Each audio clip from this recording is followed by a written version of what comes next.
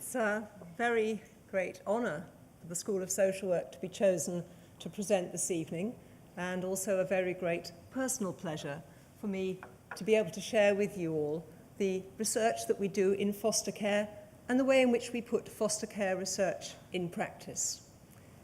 As it happens, we are also in the middle of Fostering Fortnight, which is a period of time when fostering agencies up and down the country raise the profile of fostering and also hope to recruit much-needed new foster carers. And I've called the talk Helping Foster Families Provide a Secure Base for Troubled Children, because all of the research that we do is aimed at improving outcomes for children and in helping foster families to be as helpful as they can for the troubled children in their care.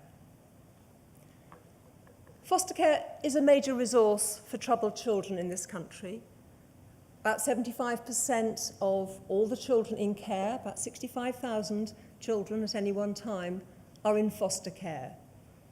And foster families are ordinary but extraordinary families who take into their homes and their hearts very troubled children, most of whom will have experienced abuse or neglect, often associated with having parents who struggled themselves with drug addictions, alcohol problems, mental health difficulties, and domestic violence. So the UEA Centre for Research on Children and Families has developed the secure-based model of therapeutic caregiving from its research. Because all of these children, whether it's the newborn baby being placed from hospital or the adolescent who is struggling with offending behaviour, need a high level of caregiving, which we think of as therapeutic. And the model is used to help foster families and foster children in the UK, but also in other countries. So I've been working in this area, been funded for research since 1997, and it's been a very rewarding period of time. We started with that first project, Growing Up in Foster Care, following up a group of 52 children across 10 years. But following on from that project, we've conducted research of parents of children in foster care. We've looked at how social workers are involved in care planning for foster care. We've looked at the way in which foster care can be protective in relation to helping children resist offending behaviour. But the second study that I mentioned there, Part of the Family, was one that I conducted myself, interviewing 40 adults who had grown up in foster care. And their stories were very mixed, very moving, very sad, but also very inspiring. And I'd like to share with you the words of Melanie, who was 25 years old when I interviewed her, and she's describing coming into a foster family at the age of 15. The first time I met them, David, my foster dad, sat and talked to me as if I was somebody. They were just brilliant. They turned me right round. If it hadn't been for them, I wouldn't have passed any exams. I wouldn't have been able to read and write. Without them, I wouldn't have the life I have now. And I think I've chosen that quotation because it highlights the way in which loving foster families have important jobs to do in helping children and young people develop their education, because that's the kind of thing they're going to need if they're going to survive in adult life, as Melanie has done very successfully. So what is a secure base for a foster child? That language comes from attachment theory, and we know that an available caregiver who will protect them, care for them, and meet their needs is essential for all children. And a secure base is actually, in attachment theory, a secure base for exploration. If a child's anxiety is reduced, they're able to enjoy their lives, play, learn, and fulfill their potential. And of course, children coming into foster care have lacked many of these good experiences. And for them, with high levels of anxiety, the importance of having a secure base in order to make progress developmentally and in their lives, in the family, with their peers, is essential. So what do foster carers need to offer? How can we break down this concept of a secure base to help foster carers? And we took some dimensions from attachment theory and we linked them to our fostering research to think about what the developmental benefit might be for children. So, availability, helping an anxious child to trust. Sensitivity, helping the child to manage their feelings and their behaviour. Acceptance, accepting the child for who he or she is, building the child's self-esteem. Cooperation, helping children who feel powerless to feel effective. And family membership, because all children in foster care need to feel that they belong. So what we do with these dimensions is to think about, from the child's point of view, when a child comes into care, how able are they to trust that an adult will be there for them? How able are they to feel that they can belong in a family? And when we're recruiting foster carers, how able are they to offer that kind of quality of caregiving? And when you put the dimensions together, you can see the way in which they interact. So in order for a child to feel that they belong, it's essential that they feel accepted. In order for a foster carer to be sensitive to a child's needs, it's essential that they're available. But what's been important about this framework really is that the image itself is very powerful and very memorable and provides in one simple diagram a wealth of information about the kind of things we want for children and the kind of things that caregivers can do practically to help them. I'm going to give you just 3 examples of being available. These are foster carers talking. So the first, being available when tiny babies have switched off. When Jenny came to me at 12 weeks old, she was completely unresponsive, not waking for feeds, not responding to me, not showing any emotion. She had just switched off. I had to stay close to her and respond to even the slightest sound or facial movement and keep talking to her and touching her. It took time to replace those first weeks, but gradually she started to show different feelings and become more responsive. And of course, begin to trust.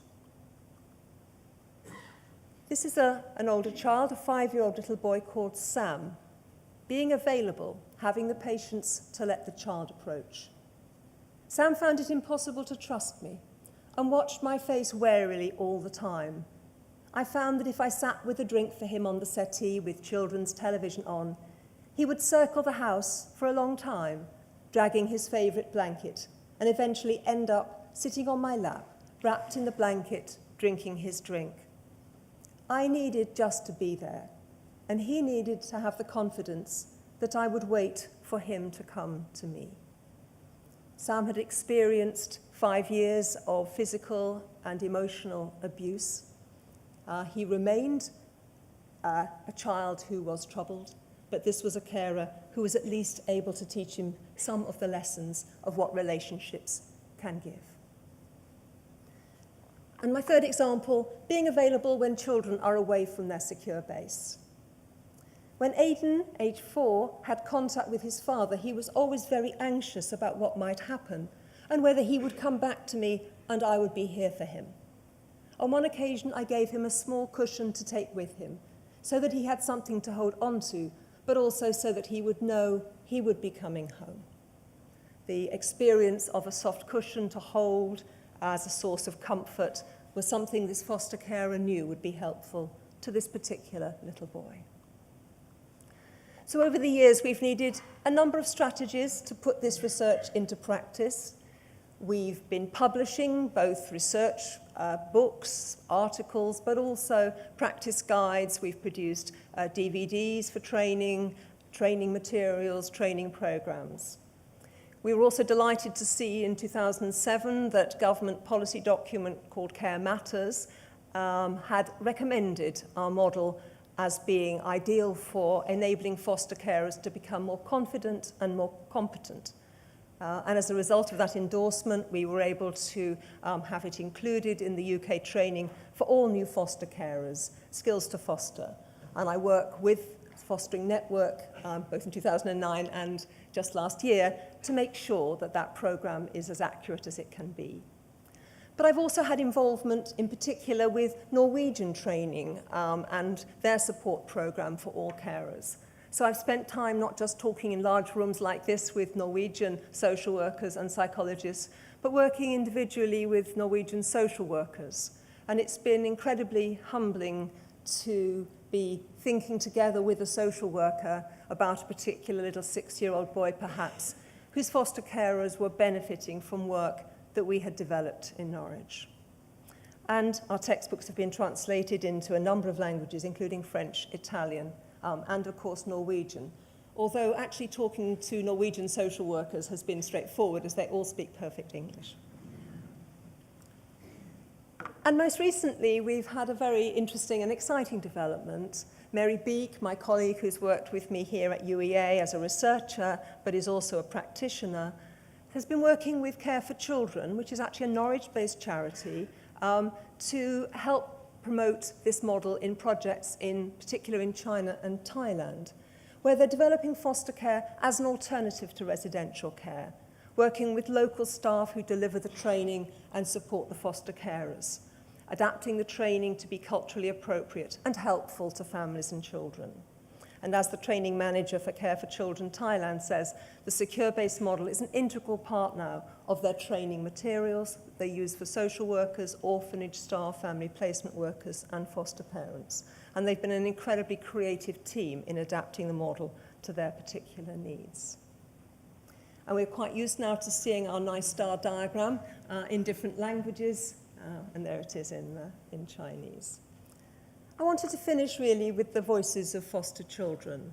In our research, we listen to foster carers, we listen to social workers, and of course, we listen to children. And when we talk to children, we often finish with a roundup question, which is to say, what would your advice be to foster carers? And this is Hannah, age 14. Foster carers should give children their love and care. Do the best you can. Be proud of them. Love them for who they are, even though they're not yours. Just love them for who they are. And this is Tina's advice to foster children coming into foster care for the first time. Think about it as you are in a better place, and you're with people that will care for you and love you, and everything is going to be all right. Thank you.